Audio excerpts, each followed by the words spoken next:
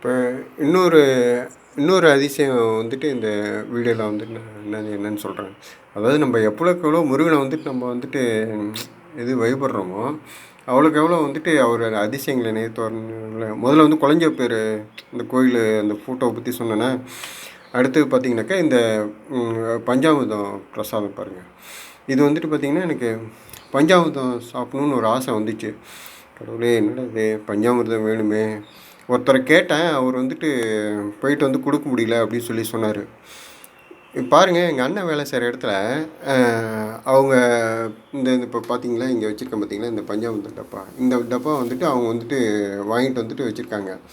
அது வந்துட்டு எங்கள் அண்ணன் எடுத்துகிட்டு வந்து கொடுத்து, இந்தாடா உனக்கு பஞ்சாமிர்தம் அப்படின்னு சொல்லி அவர்கிட்ட நான் எதுவும் கேட்கவே இல்லை. அவரே எடுத்துகிட்டு வந்து கொடுத்தாரு. நான் என்ன சொல்கிறது சொல்லுங்கள். அதனால தான் சொல்கிறேன், இந்த முருகனோட நம்பினா அவனை கைவிட மாட்டான்றதுக்கு இந்த ஒரு வீடியோ சொல்லுங்கள். தேங்க்யூ.